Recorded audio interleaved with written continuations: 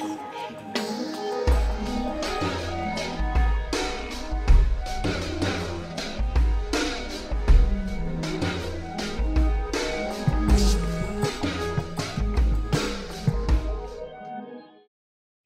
et messieurs, bonjour. Grande est ma joie de vous retrouver dans notre magazine Afrique Environnement Plus qui sera désormais une coprésentation avec Marielle Bakatoula à qui je dis bonjour. Bonjour Espoir, chers téléspectateurs, merci de nous faire confiance et ce magazine vous permet de comprendre les enjeux environnementaux en ce 21e siècle. Justement Marielle, nous parlons de l'économie bleue pour un avenir résilient. Comme vous le savez, chers téléspectateurs, nous parlons de l'économie bleue pour un avenir résilient. Et pour cela, nous vous proposons de suivre cette entrevue que Marielle a eue avec un pisciculteur. L'économie bleue, un des concepts qui vous est certainement familier, fait donc objet de notre descente ici à Kinshasa, dans le premier arrondissement Makelekele. Et l'un de ces secteurs qui nous intéresse pour ce numéro est la pisciculture, considérée comme nouveau moteur de l'économie bleue. Pour en parler justement, nous sommes venus rencontrer le pisciculteur Alphonse Loudiazo.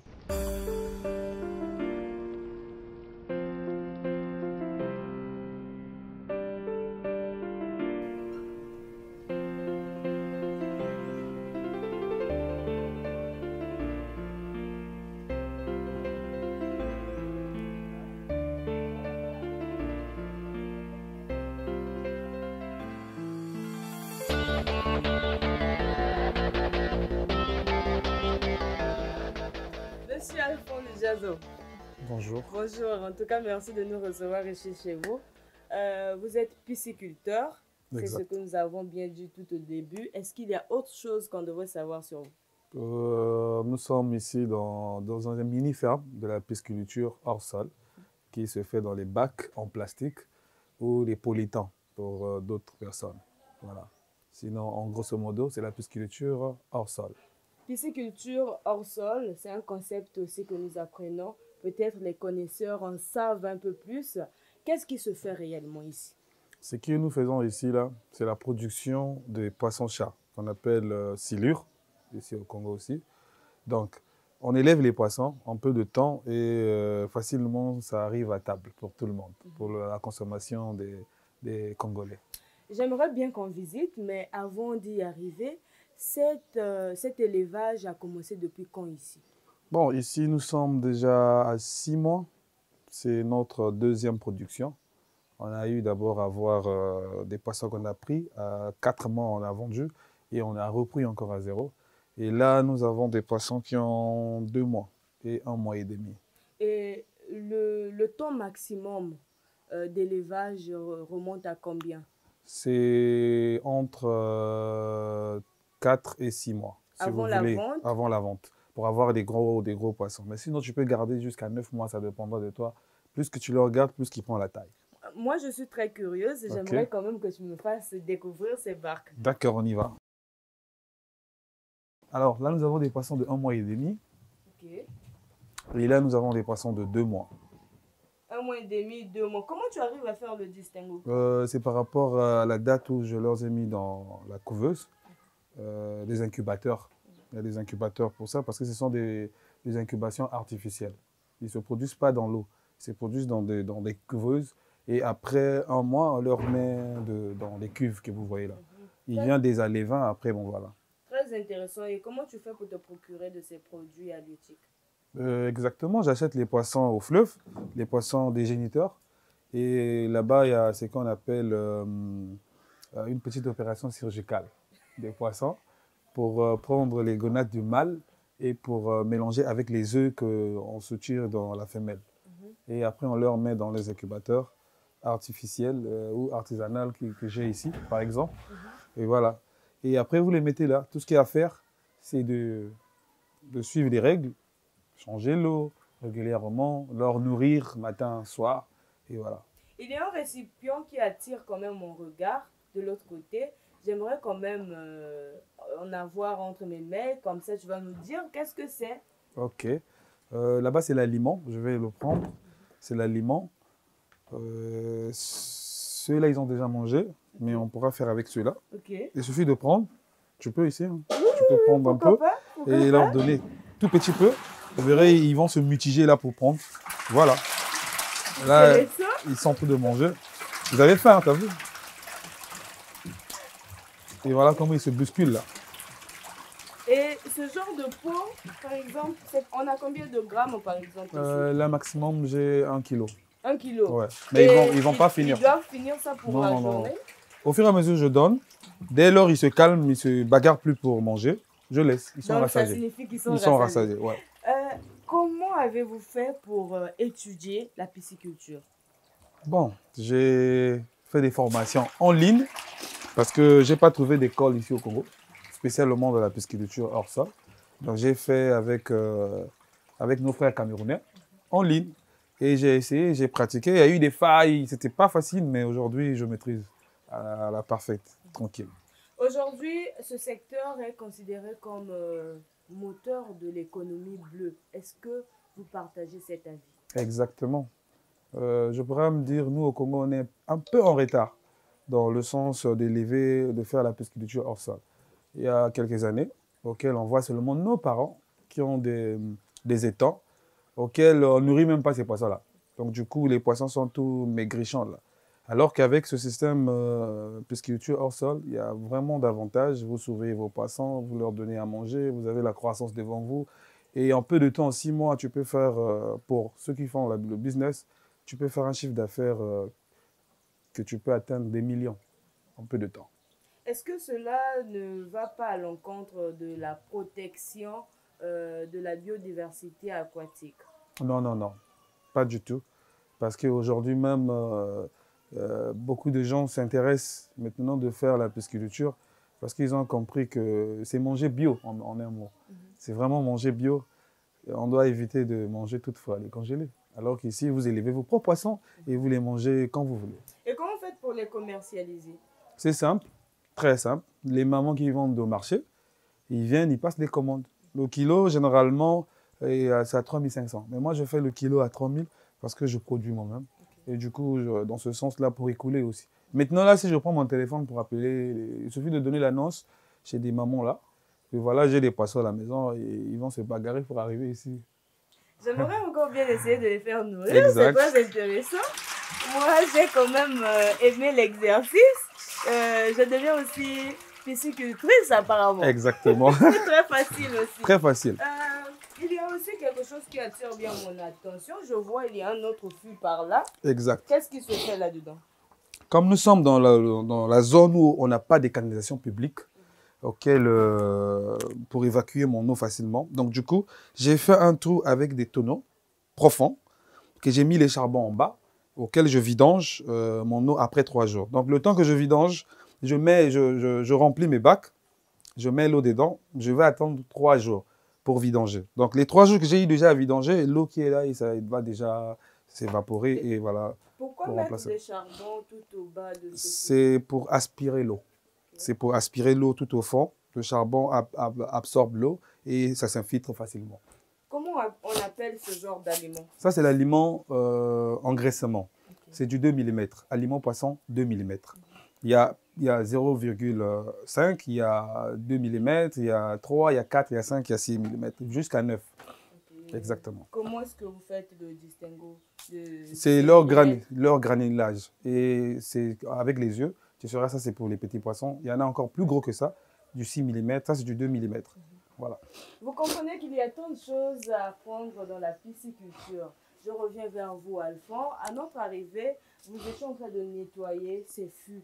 Cette opération a quel rôle dans la pisciculture? C'est très très important de nettoyer maximum. Moi je fais par exemple dans le mois 1 fois. C'est pour désinfecter l'eau. Et c'est très simple, je fais ma désinfection avec le sel de table que nous connaissons tous. Donc je déplace mes poissons, je désinfecte leur milieu avec de l'eau, j'essuie toutes les parois avec de l'eau salée. Et après, je leur remets dedans et je remplis l'eau. Voilà. Et il reste à ciel ouvert comme ça, vous ne fermez pas de Non. fût et... Exactement, ça reste à ciel ouvert. Vous allez remarquer en haut, on a mis petite toile moustiquaire pour éviter un peu les prédateurs comme les marteaux-piqueurs, marteaux-pêcheurs plutôt. Et aussi, ils ont aussi besoin de l'eau de la pluie, ça ne dérange pas. Okay. Donc, il y a des systèmes de... d'intempéries, il n'y a pas de souci. Il n'y a pas de souci. Il y a des systèmes de trop-plein qui fait à ce que même si il y a beaucoup de pluie, une fois l'eau va arriver à ce niveau, ça va sortir et voilà. Ok. Il y a quand même un langage de citoyen lambda qui me retient. Communément, lorsque nous partons dans des marchés de manioc, on écoute qu'il s'agit là des poissons des Chinois, là du poisson du fleuve Congo. Qu'est-ce que c'est concrètement quelle lecture faites-vous de ce langage? Exactement, je peux appeler ça mauvaise information qui est arrivée dans les oreilles des Congolais. Et sans vérification, on donne l'information, genre, c'est les poissons des Chinois, il n'y a pas du goût. C'est totalement faux. Parce que moi qui élève les poissons ici, je ne leur donne pas des produits chimiques, je leur donne ce qui est là, c'est le maïs mélangé avec le soja, avec le concentré. C'est carrément du bio qui est là. Il n'y a pas des médicaments que j'ai mis dedans. Non, non, non, vous avez vu. C'est du soja qui est là, mélangé avec quelques formules maïs et on leur donne. Donc ce sont des poissons auxquels ça arrive au marché et les gens ont déjà mis dans la tête que le poisson n'a pas de goût. Donc ce qui fait quand ils ramènent ça même à table, il n'y a pas de goût. Alors que tout ça, c'est juste la préparation. Si vous prenez votre poisson bien assaisonné et une fois bien assaisonné, vous le laissez reposer. Bon, je n'en fais pas de cours de cuisine, mais je vais quand même insister dessus. Parce que les poissons silures, il faut savoir préparer ça. Si tu achètes maintenant là, tu as coupé ton poisson, aussitôt tu as mis au feu, même pas, les assaisonnements ne sont pas bien rentrés. Tout ce qui est épices là, ça n'a pas pénétré la chair du poisson, ça n'aura pas de goût. Tu verras que tu manges, au début là, en haut c'est bon. Mais une fois que tu atteins la chair à l'intérieur, il n'y a plus de goût. Parce que ton poisson est mal assaisonné. Achetez les mêmes poissons chinois que vous appelez là. Assaisonnez ça convenablement. Gardez même au réfrigérateur pendant au moins 1 heure du temps. Et prenez votre poisson, préparez. Après, vous allez revenir pour témoigner peut-être un jour qu'on a été mal informé. Il n'y a pas de problème sur les poissons des Chinois ou les poissons qu'on a pris au fleuve Congo. Ça n'a pas de différence. C'est juste la préparation. Moi, j'aimerais, si c'est possible, je ne sais pas, est-ce que c'est possible pour vous de nous prendre un poisson sans pas... Exactement. Comment on fait? Exactement. On en avoir entre nos mains. Je vais récupérer. Entre-temps, moi, je l'ai fait.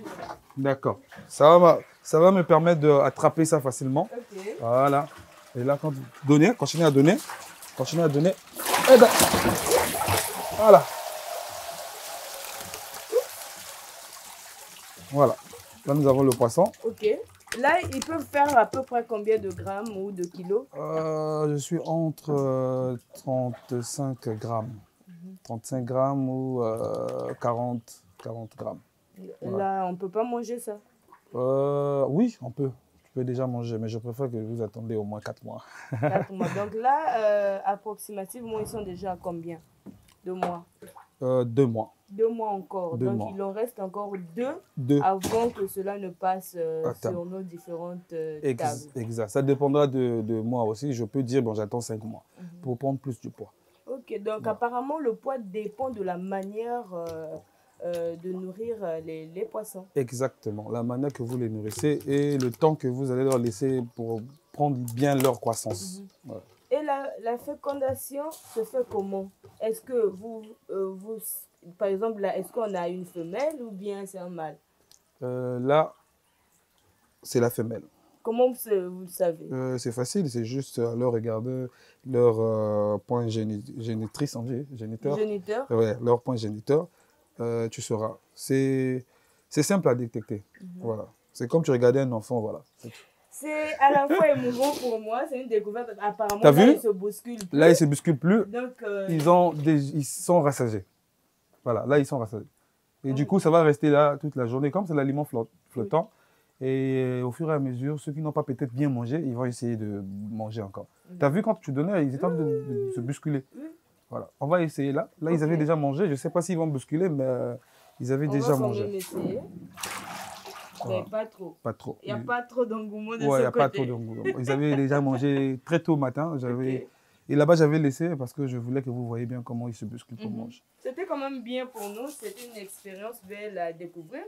Mais je pose également ces produits. D'où vous est venue cette passion? Je me dis, faire de la pisciculture hors sol chez soi, c'est de la passion quand même. Exactement. Vous savez, nous sommes dans un monde androïdisé, si je peux appeler ça comme ça. Donc, tu peux voyager rien qu'avec ton téléphone, tu te retrouves à Douala, au Cameroun, parce que c'est là-bas que j'ai eu l'inspiration. Là-bas, ils n'ont pas de fleuves comme nous, ici, là. Pas beaucoup, ils ont des fleuves, bien sûr, mais pas comme chez nous. Et du coup, ils produisent beaucoup plus leurs poissons en faisant la pisciculture hors sol. Et chez eux, là-bas, je peux dire, 5 maisons sur 10 font la pisciculture hors sol, chez eux, à la maison. Il y a des gens qui disent, comment vous faites, c'est quelle eau que vous utilisez? La question là est beaucoup posée. Là, vous voyez, là, nous sommes au fond du barrage. J'utilise l'eau du robinet. C'est l'eau du robinet. Je n'ai pas de forage ici, c'est l'eau du robinet. Seulement, il faut respecter certains critères pour éviter de tuer vos poissons. L'eau du robinet n'est pas impropre à cet élevage? C'est impropre quand vous prenez l'eau du robinet, directement vous mettez sur vos poissons. Et là, vous allez tuer vos poissons parce qu'il y a le chlore à l'intérieur. Il y a beaucoup de produits qu'on a mis pour la consommation humaine. Donc, du coup, pour le poisson, ce n'est pas bon. Et pour utiliser ça, il faut respecter certains critères. Vous allez voir que ce bac-là est carrément en haut. Il est différent des d'autres bacs qui sont là. Et là-bas, c'est ouvert. Je ne ferme pas ça. C'est juste pour désinfecter ce taux-là. Donc, tu le laisses au soleil pendant 3 jours. Je fais 3 jours. Donc, c'est la même opération qui revient. J'ai 3 jours de l'eau qui reste à l'air libre pour enlever le chlore, pour que ça s'évapore. Et une fois je vide, je remplis les bacs, je remplis encore, je fais la même chose avec l'eau. Donc c'est un cycle de 3 jours, 3 jours, 3 jours pour permettre le temps de l'eau de se désinfecter. Donc là, vous remettez, après 3 jours, l'eau revient à l'état naturel. Exactement. Et comment est-ce que vous en êtes sûr? Est-ce que vous avez un matériel pour mesurer le pH de l'eau? Exact. J'ai le matériel, malheureusement, je ne suis pas sorti avec. Je vérifie toujours, pendant les 2 jours, avant mon 3e jour, de regarder mon pH, ça donne combien et voilà. Et du coup, je n'ai pas de problème. Et je n'ai jamais eu de problème, genre, mon pH me donne des informations bizarres. Non, non, non. C'est toujours bon. Il suffit de laisser vraiment reposer pendant 3 jours. Nous, on veut bien aussi quand même découvrir ce processus de transverser de l'eau dans des fûts. Comment ça se passe? On vous laisse le temps de nous montrer ce processus. Exactement. On pourra revenir par là. Okay. À l'entrée là-bas, on a le robinet connecté avec le tuyau qu'on a mis là. On a un petit filtre. Vous avez vu, si vous regardez là, j'ai placé un filtre. C'est un filtre à caractère humain. On installe ça dans les maisons, voilà. C'est juste pour filtrer l'eau. Donc même l'eau de la SNE qui arrive est d'abord filtrée dans ce petit filtre que vous voyez avant que ça se déverse dans la cuve. Et j'ai mis un petit système automatique. C'est même pas moi qui remplis. Une fois c'est vide, automatiquement ça commence à se remplir. Donc on a placé ça. C'est pour désinfecter l'eau. En même temps, approvisionner l'eau dans les cuves des 3 bacs que vous voyez, les poissons. Voilà. On va y aller, peut-être nous montrer comment est-ce que l'eau arrive jusqu'ici. Exactement. Et là, j'ai un robinet. J'ai un robinet qui est là. Il suffit que j'ouvre ce robinet. Il suffit d'appeler un plombier. Il peut faire ça facilement. Par ici, nous avons déjà remarqué comment l'eau arrive jusqu'au niveau des cuves. Exactement. La cuve là-bas, il y avait des poissons, on l'a déjà vendu. Ah, ok. Donc là, on a une cuve vide où il y avait déjà assez de poissons et vous avez liquidé votre marchandise. Exactement. Et en termes de chiffre d'affaires, vous en faites combien? C'est juste un petit secret que vous allez nous dévoiler aujourd'hui. Exactement. Mais tout ce que je peux dire, le poisson, vraiment, c'est un business très, très rentable. Il n'y a pas de perte. Si vous investissez 1 million, laissez-moi vous dire, avec l'expérience que j'ai, en 6 mois, vous pouvez remettre 3 millions. Une expérience fascinante pour moi aujourd'hui. Et c'est vrai, pisciculture hors sol, très intéressant. C'est quand même aussi assez curieux de ma part de constater qu'auparavant, ce genre d'activité était réservé à nos vieux.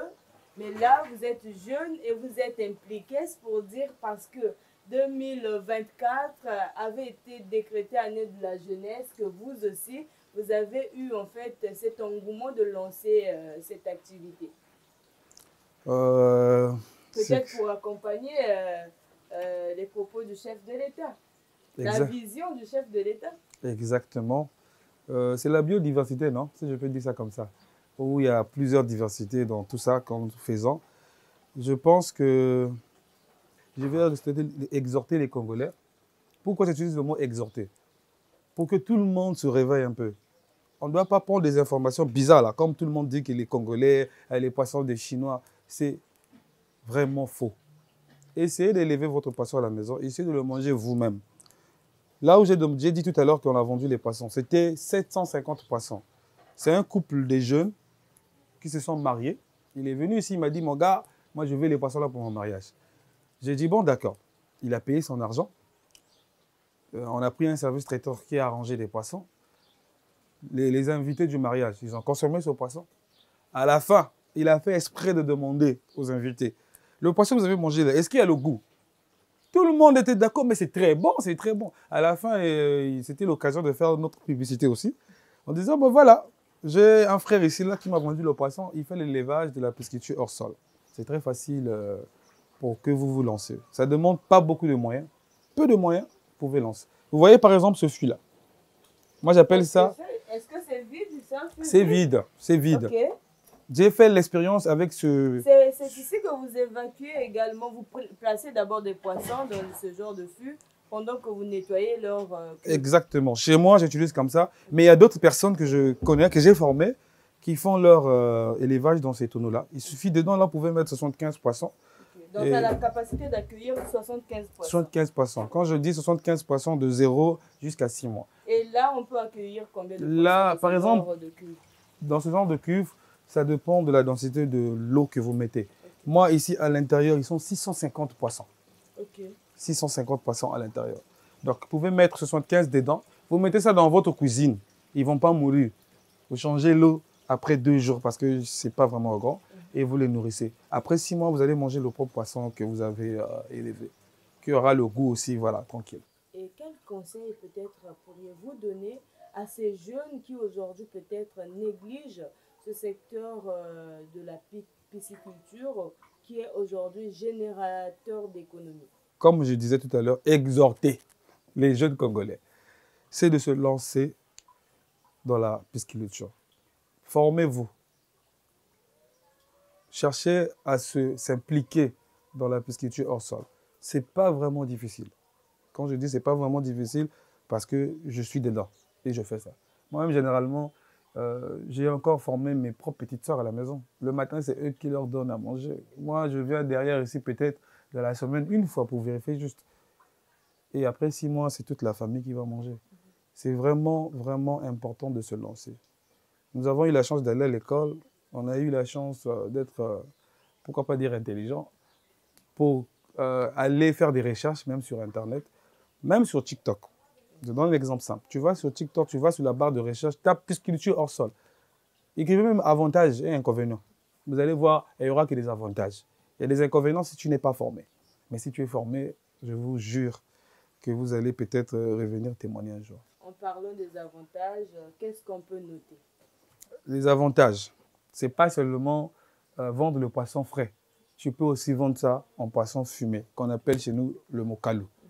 Je peux attendre 6 mois, et là que je puisse vendre ça en poisson frais, j'installe mon fumoir, je prends les mêmes poissons, je mets dans mon fumoir, et là, le prix triple, parce que le mokalou coûte cher. Là, tu triples même le prix de là où tu devais vendre à 3500 ou 3000 francs le kilo. Et voilà, 2 mokalos, tu pourras vendre à 5000, surtout quand ils sont gros. Et quelles sont les relations que vous entretenez, vous en tant que pisciculteur, et les pêcheurs qui vous favorisent ces produits halieutiques? On a vraiment, je peux dire, l'amitié très, très amicale parce qu'il y a des moments quand ils vont pêcher là-bas. Il y a des moments où il y a montée des eaux et le poisson devient très difficile.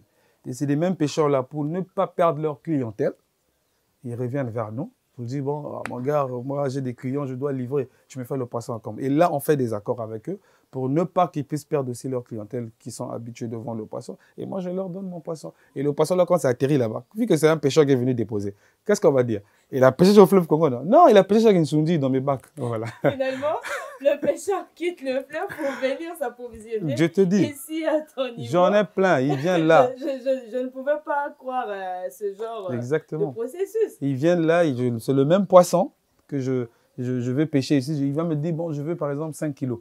Et je lui donne 5 kilos. Lui, il prend le poisson, il va livrer. Il va livrer en ville là-bas et des consommateurs vont bouffer tranquille en faisant croire que ça a quitté le fleuve. Ça a quitté dans les bacs hors sol. Ok, Voilà. donc c'est possible. C'est possible, c'est possible. Alors, nous sommes quasiment vers la fin de cet entretien. Vous étiez donc dans ce programme Afrique Environnement Plus qui vient justement comprendre les métiers en lien avec l'environnement et pourquoi pas toutes ces réalités autour de la cause environnementale. Un dernier mot à l'endroit de nos téléspectateurs et internautes. Merci beaucoup. On peut qu'encourager ce genre d'émissions pour promouvoir aussi le côté là qui est un peu caché. On a peu d'émissions qui viennent pour s'interroger, surtout pour la pisciculture hors sol, que ce soit hors sol, que ce soit élevage des poules. Il y a peu d'émissions comme ça. Donc du coup, quand il y a des émissions comme ça, on peut que dire merci beaucoup et pour notre développement et notre croissance. C'est tout ce que je peux vous dire. Monsieur Alphonse Diazo, en tout cas, merci de nous avoir reçus ici chez vous pour nous parler de la pisciculture hors sol. Ça a été un plaisir pour nous de faire cette découverte avec vous. Et moi, à mon niveau, j'ai bien appris de ce processus d'élevage des poissons qui est surtout non négligeable. Aujourd'hui, ce secteur est considéré comme moteur de l'économie bleue. L'économie bleue pour un avenir résilient, on en parle encore, mais cette fois-ci avec un fervent pêcheur de Brazzaville. Le fleuve Congo, considéré comme deuxième plus long fleuve d'Afrique après le Nil, relie près de 9 pays membres de la Commission climat du bassin du Congo. Avec une riche biodiversité aquatique, il joue un important rôle socio-économique pour le développement des États riverains. Sur le fleuve Congo se pratique depuis des décennies la pêche dite artisanale. À Brazzaville, précisément au pont du Doué, le collectif des pêcheurs que dirige Fortuné Salabiakou travaille d'arrache-pied pour approvisionner le marché congolais. Oui, c'est une pêche artisanale. Pourquoi je le dis? Parce que c'est une pêche que nous faisons par des pirogues non motorisées. C'est des pirogues à rame. D'accord. Voilà. Or, la pêche industrielle, c'est la pêche d'une grande production. Par exemple, la pêche qui se fait par exemple dans l'océan ou dans la mer. Donc là, nous avons des pirogues à rame, des pirogues à pagaie. Et la rentabilité est très faible là. Ouais. Et par rapport aussi à notre environnement dans lequel nous travaillons. Pour ce passionné pêcheur, une bonne partie de la pêche dépend de sa périodicité et se caractérise par la production. Par ailleurs, il existe plusieurs types de pêche qui contribuent à la productivité. Il y a plusieurs sortes de pêche. Okay. Et vous avez la pêche à la ligne. Okay. On l'utilise avec les cannes de pêche. Vous avez la pêche à l'épervier. Okay. C'est une sorte de filet aussi. Mais vous randonnez et vous le balancez. Donc tous les poissons qui se trouvent dans la circonférence du filet, vous les avez dans votre filet. Il y a aussi la pêche au filet dormant. Donc les filets dormants là, c'est le filet que vous étalez dans l'eau, qui reste là. Le lendemain matin, vous venez et vous passez en revue ce filet-là. Donc les poissons qui veulent passer par là aussi se trouvent dans le filet-là. Donc c'est la pêche au filet dormant. Donc, il y a beaucoup de sortes de pêche. Il y a aussi la pêche au palanque. Donc c'est un long fil là, sur lequel on attache les hameçons. Vous attachez la maison et puis vous mettez la maison là-bas, tel que les feuilles de terre, tel que les morceaux de foufou, tel que les termites. Voilà, donc ça c'est la pêche au palanque. Dans l'exercice de leur métier, les pêcheurs sont confrontés quelquefois à des difficultés. Souvent les difficultés que nous rencontrons. Nous sommes exposés à de nombreuses maladies, telles que les moucherons, là, les simili qui sont responsables de la cécité par exemple, de l'onchocercose. Voilà, ce sont les difficultés aussi que nous rencontrons. Surtout, vous savez, il y a ce qu'on appelle l'accroissement démographique, l'extension de la ville. Donc, il y avait des endroits à une certaine époque inhabités, où vous avez la brousse, vous avez les arbres tout le long du fleuve, par exemple, ou tout le long du Doué. Alors, la croissance démographique a fait que ces arbres-là sont coupés. Ces brousses-là, par exemple, effectivement, sont coupées aussi. Donc, les eaux de pluie qui font des érosions vont porter dans leur passage le sable. Et le sable-là va se retrouver dans l'eau en aval. Donc, les rochers là que vous avez seront ensevelis par ce sable-là.